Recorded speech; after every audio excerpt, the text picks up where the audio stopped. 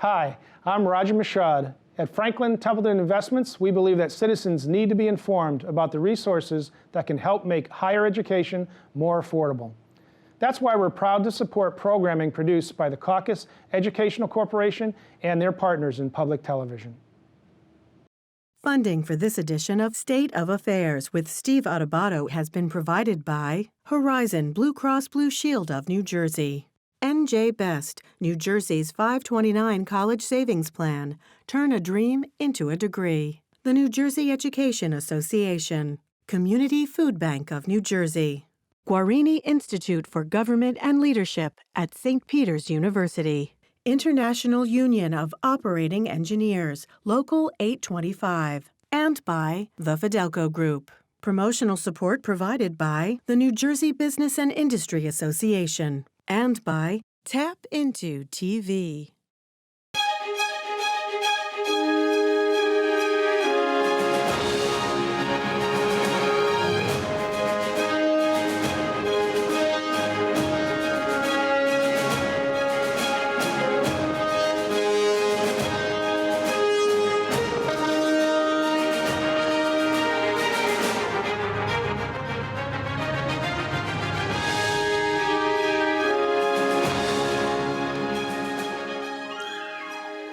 Welcome to State of Affairs. I'm Steve Adubato. We're coming to you from the Agnes Veris NJTV studio in Newark. We are pleased to welcome Dr. Aaron Fichtner, who is President, New Jersey Council of County Colleges. Good to see you, Doctor. Great to be here. Thank you. Tell folks exactly what the council is. So the Council of County Colleges works to strengthen and support our 19 community colleges. We have 19 community colleges across our state that serve over 300,000 students a year, a great, important impact. And the purpose of the council is to support that effort, make sure we've got the strongest community colleges we can have. You know, it's a state issue, but it's also a national issue, talking about community colleges. There's a whole debate going on, we'll get you into a second, about whether, in fact, community college should be free. We'll do that in a moment. But what is Vision 2028? So our college has been working together over the last 10 months to talk about what's the future look like. We know the world is changing dramatically. The needs of employers is changing. Jobs are being created, whole new occupations, new industries. We have to make sure that we're prepared for that. We have a strong foundation to build on, but we need to make sure that we're on the cutting edge of our community colleges to make sure that we're there for the state for the long term and for our students.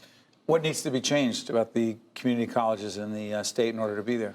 Well, I think there's a number of things that we need to do and want to do. The first is we need to redouble our effort to build strong partnerships between high schools, community colleges, four-year colleges, and universities driven by the needs of employers in our key industries to make sure that students, no matter if they're a high school student or they're a returning adult, they've got a pathway to a credential or a degree that gets them a good job.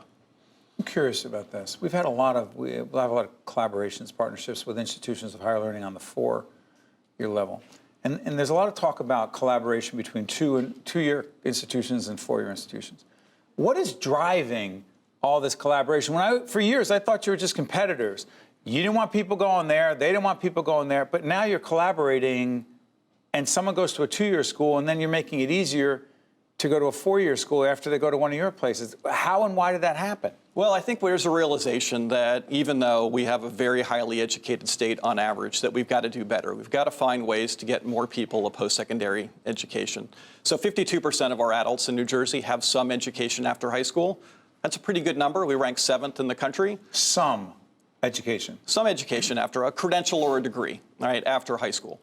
But if you talk to labor economists, you talk to employers, I think there is a broad agreement that the path to a good family supporting income and career is some post-secondary education. It could be a credential that's valued by the employers. It could be a two-year degree, a four-year degree. The data is clear that people with some post-secondary education do better, can provide for their families. And so the goal really is to get more people the opportunity to get that education. That's adults who may not have had that opportunity. It's high school students that are struggling to find a way to pay for college. So if we all work together, we're going to make New Jersey stronger. We're going to open up the doors of opportunity for more people. What's the deal with free tuition? First of all, where are we with it? Second of all, how much of it is the job of the council to make the case for it? Because there's some folks who say, great idea, but how the heck do we afford it? It's a good point. So Governor Murphy campaigned, as we all know, on the vision of free community college. Campaigning government isn't always the same thing, as you well know. That's true. And so we are happy to report that this semester we've launched the pilot of the Community College Opportunity Grant with funding from the state legislature and from the governor. So we are So is there an serving. agreement on this? They're in agreement, yeah. That we That's need nice to see that continue they're in agreement on something. so they're in agreement on this. What exactly is it?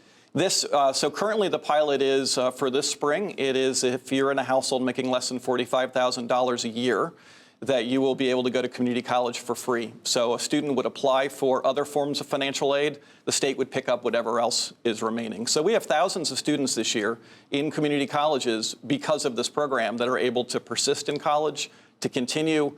And that's a great step. We're hopeful that the legislature and the governor will continue to invest and expand this program so that more people can take advantage of the program. Sorry for interrupting. We've talked to different community college presidents over the years.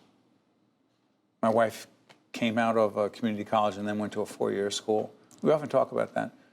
I've said this on the air before, that she argues, and she's not alone. It's not about my wife, Jennifer. It's about so many other, countless, thousands, millions of others across the state and nation.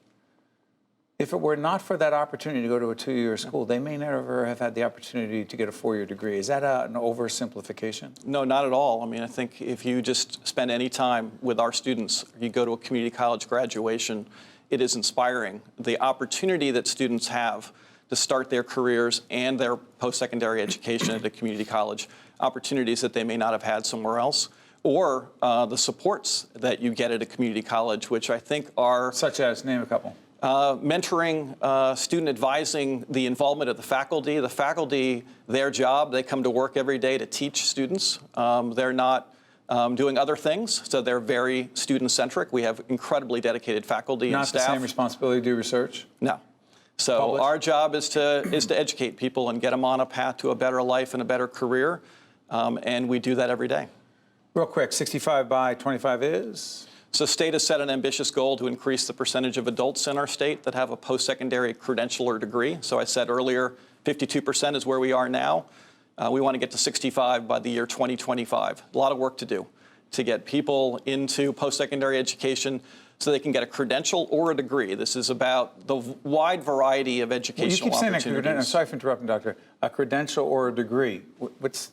So a credential is something that isn't a 2-year degree or a 4-year degree. It is credential for what? For a job. So for example, there are a whole wide variety of credentials, whether you're going into advanced manufacturing and you want a metalworking credential, or you're going into any number of other healthcare occupations that may not require a 2-year degree. There are a lot of credentials that people can earn that when you go on the labor market, an employer will say, yes, I will hire you because you have shown through this earning of this credential that you can do any number of things. It has value, right? And it's less than a 2-year degree or a 4-year degree, but also can be integrated. So I think more people need to learn and earn credentials while they're in community college and 4-year programs, so they've got the degree and something that's recognized by employers. Throughout this interview, we've been putting up the website. Put it up one more time for the Council of Community Colleges. If you want to find out more, that's on you. Do it, because they're there. And how many again? 20? Is it 19 community colleges? Out of 21 counties. Correct. This is Dr. Aaron Fichtner, President of the New Jersey Council of Community Colleges. Thank you, Doctor. Thank you very much. Well done. Stay right there. This is State of Affairs. I'm Steve Adubato. We'll be right back right after this. To see more State of Affairs with Steve Adubato programs, visit us online at stateofaffairsnj.org.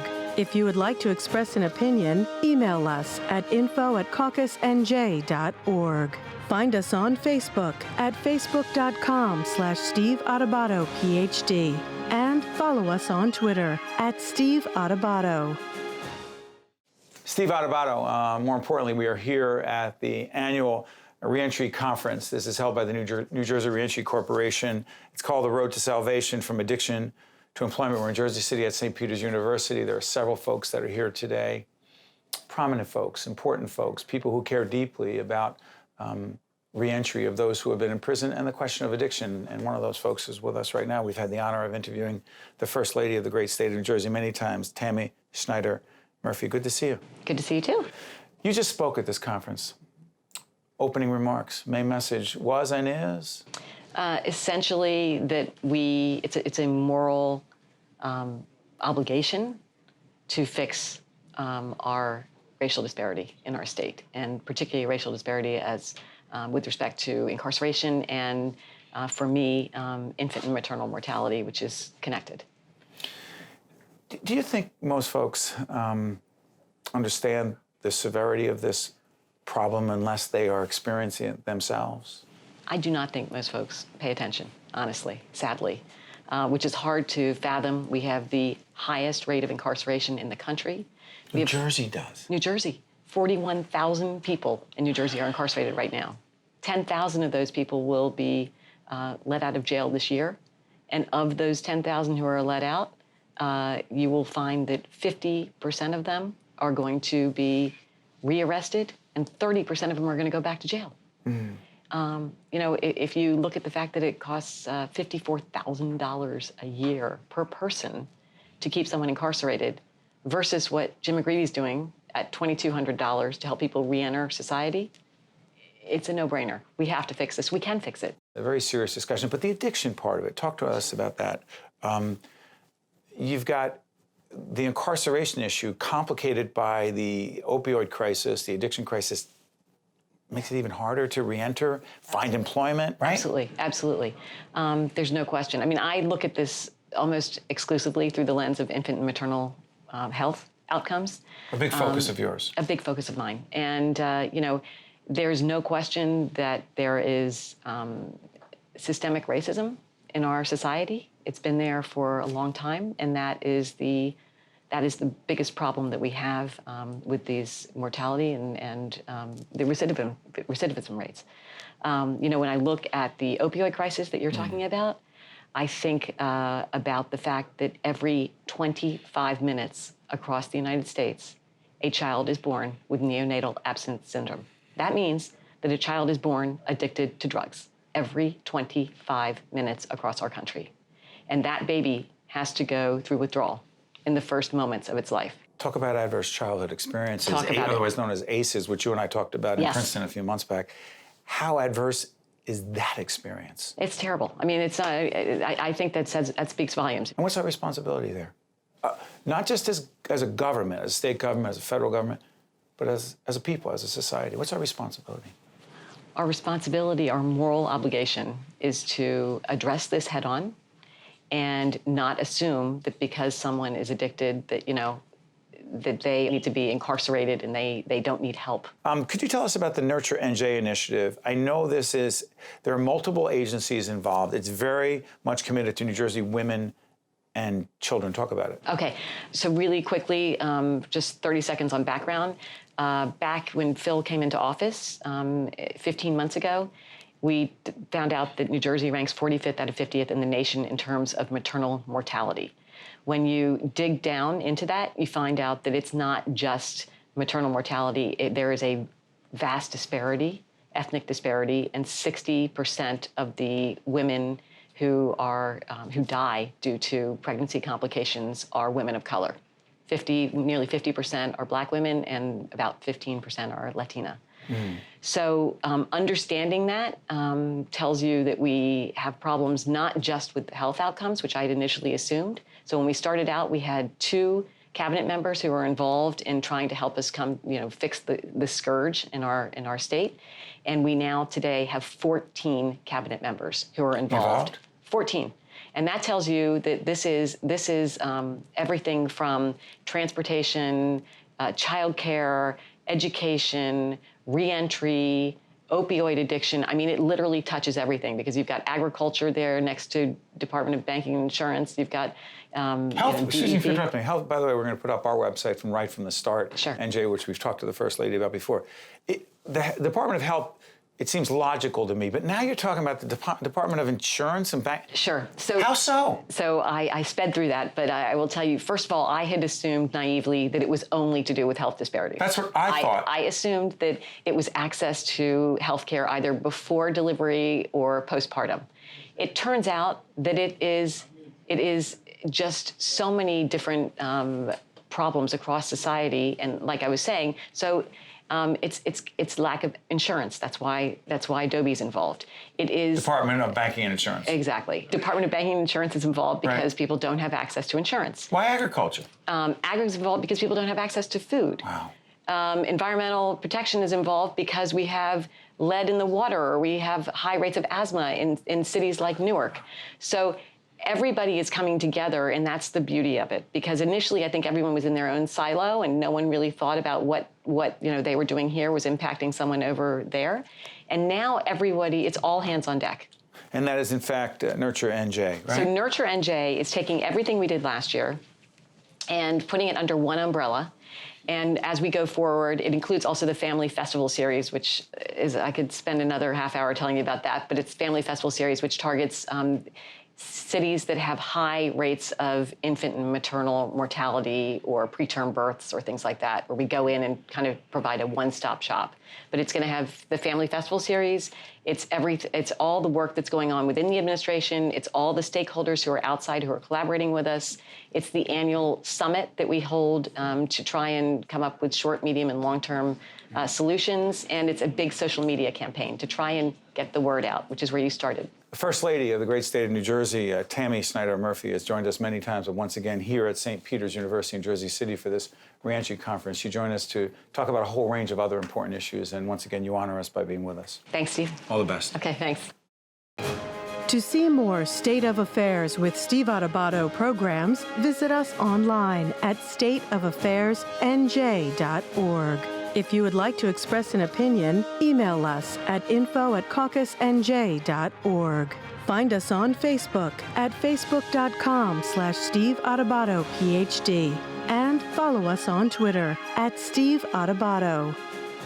We're pleased to be joined by Michellene Davis, who is the Executive Vice President and Chief Corporate Affairs Officer at RWJBarnabas Health. Good to see you. Good to see you. Let me disclose that you are a trustee of the Caucus Educational Corporation, and your organization is a significant supporter of public broadcasting. Indeed. So many times you've been with us in the past, we've talked about a whole range of issues, particularly affecting people who are economically challenged, people of color, a whole range of issues, socioeconomic issues tied to health care. ALICE stands for? Asset limited, income constrained, employed. What is and why should we all care deeply about this, Michellene? Because Alice's experience really does impact us all. So the reason why the United Way came up with Alice as the moniker, most individuals refer to this population of vulnerable citizens as the working poor, is because we wanted to make certain that they had a clear picture of the fact that Alice is everywhere. She pours your coffee in the morning, she serves your breakfast, she takes your toll as you're on your way here. Alice is all around us, and it is time that we see her. What price do we pay if we don't pay enough attention to the needs of Alice? How does it affect the rest of us who don't fall into that category because we're fortunate? Well, so I will utilize the example of healthcare.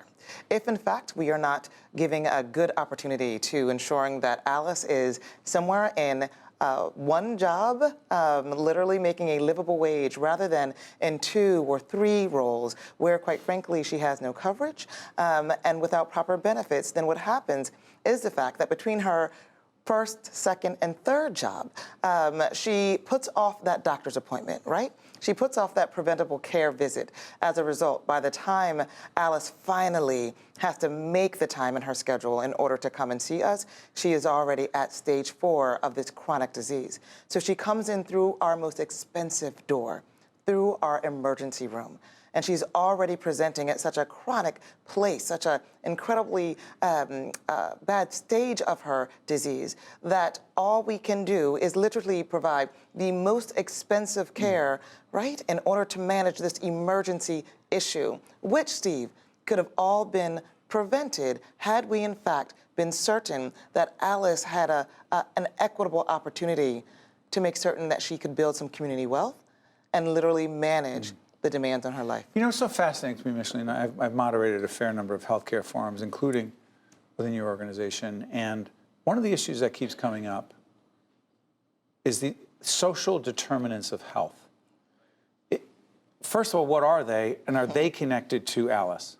Oh, absolutely. So what are they? So, Steve, the social determinants of health are literally those things that occur outside of a clinical setting. So I like to say that it is really the aspect of what makes up your life, right? So it is where you live, whether or not you have access to healthy, affordable, good fruit and produce. Transportation? Oh, transportation is undoubtedly big deal. A social determinant of health. Absolutely. Individuals so often neglect to recall the fact that everyone in the Great Garden State does not have a vehicle. And despite the fact that our railways and our byways really give us a great opportunity to get into and out of the state, traversing through is still pretty difficult. And so the truth of the matter is that the social determinants of health really deal with everything outside of that, right? Do you in fact live in safe and secure, affordable housing, right? Or are you spending upwards of, as we do in the state of New Jersey, between 50 and 70% of an income, when really the national average is around 35%? Are you in fact spending too much of what should be disposable income on literally just having a place to habitate? And in terms of the impact on health is? Well, what we know is that a housing first model works, right? So evidence shows us that housing is a real indicator of health outcome, but so is having a livable wage. It is an incredibly important aspect of ensuring that we are literally pushing back the tide of healthcare disparities and actually arriving at a firm location. How do you push back on that? Oh my goodness. You do it by making certain that I am not just treating the disease that you present with when you come into my office and hop up on the table. Isn't that what fee-for-service is? That is. You come in, you got this, we deal with it as best we can. Absolutely. And you pay the bill, or Absolutely. some combination of government, health insurance companies. Absolutely. Well, then how's this different? Well, because it just sounds like a different model. But the industry is traveling towards a different model, right? We are headed towards value-based care. We are headed in that direction anyway. And so what RWJBarnabas has decided to do, and our incredible visionary of a CEO, Barry Ostrowski, is to ensure that we not wait for the rest of the world to catch up. Rather, we want to make certain that we are making a firm, declarative commitment to utilizing our anchor mission, which is really our place-based presence in any of the locations where we are facilitated, in order to ensure that we are bringing about the tide that is supposed to be lifting all ships. But what we have found is that historically they haven't, and they won't without intentionality about ensuring that we are attaching to the most vulnerable, to the Alices, both inside and outside of our walls. You know, it's interesting, different terms are used. And social impact is a word that comes up a lot. Yeah. Actually, at our the Dr. Martin Luther King annual award that our Stand and Deliver program bestows on different organizations and individuals that make an impact. That team, that social impact team, was recognized. And in the spirit of Dr. King, be the change, if you will. Here's my question. What is social, you get a lot of the phrases here. Social impact, social determinants of health. Help us navigate that. Yeah. Social impact, in what way? So the way in which we literally seek to implore social impact is to ensure that we are, again, taking a look at, right, so what are the systems and structures that have brought about the inequity that we currently see? And what do we need to, inequity, meaning that, so things are not just unequal, they are literally inequitable, right? So lots of folks believe that the answer to something that is lacking inequality is literally to merely level the playing field. But that is not enough, Steve. It is not enough. Because? It is not enough when we take a look at the data around, quite frankly, the disparities which continue to exist. So as the health outcomes of the general population have gotten better, the health outcomes of particular segments of vulnerable populations has actually gotten worse. So we've widened the gap in reference to everyone's ability to literally grow up to be healthy and strong, right? That's not what we want. Well, excuse me, sorry for interrupting. It starts right from the beginning. Our series, right from the start, NJ, looks at 0 to 3 infants and toddlers, childcare. Is it not a fact that black mothers are more likely to lose a child in childbirth than white mothers? It is a fact, but even more than that, it is also a fact that in the state of New Jersey, African-American women are 5 times as likely as our white counterparts to literally, unfortunately, lose their life. Well, listen, I saw you cringe just now. In New York, it is 12 times as much as our white counterparts. Now, this is what I want to make certain that people do not walk away from this opportunity believing, that in some way that these women have decided, oh, I know what I'll do today, I'll die today. That is not what happens. What is that? Rather, it is a combination of both, yes, indeed, the social determinants of health, meaning where we live. So as you know, here's the issue, Steve. Redlining has been real in this state and the rest of this country, right? The lines on those maps were really red. Redlining, go Google redlining. is a history in our country. Here, Go ahead. here. So as a result, what we know is that wherever there is, quite frankly, poverty in greatest concentration, we tend to see these bad health outcomes. But as you know, redlining meant that no matter how much I could afford, I was only You're not living in that neighborhood. You got it. To live within a certain Keep you footprint. out. And what else was in that traditional footprint were also the environmental pollutants that everyone else around in more suburban areas had said, NIMBY, not in my backyard. Not in my backyard. You got it. But so then who got left behind? By the way, a few seconds left. Who got left behind? So traditionally, the most vulnerable, right? The Alice's of the population. It's important to note as well that Alice literally means that they may be above the federal poverty level, right? Which means that she cannot attach to any government subsidy. And unfortunately, she is still having difficulty making ends meet. A lot for us to think about. And in a few seconds left, I just want to say this. I'm not going to editorialize, but it seems to me that when people say things like, I'm good, my family's good, we have insurance, that's not my problem, it's everyone's problem. It's everyone's responsibility. And by the way, if that's editorial on public broadcasting, I'm sorry, but it is what it is. This is Michellene Davis, Executive Vice President, Chief Corporate Affairs Officer, RWJBarnabas Health. Thank you, Michellene, for joining us. We appreciate it. Thank you so much. Well done. This is State of Affairs. We're coming to you from the Agnes Veris NJTV studio. Let's continue the conversation on Twitter at Steve Adubato. You get all the rest. We'll see you next time. State of Affairs with Steve Adubato is a production of the Caucus Educational Corporation, celebrating over 30 years of broadcast excellence.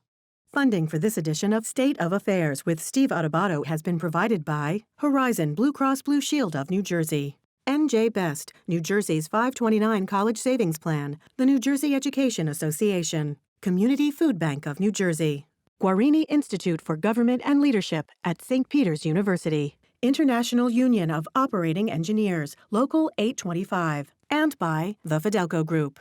Promotional support provided by the New Jersey Business and Industry Association and by Tap Into TV.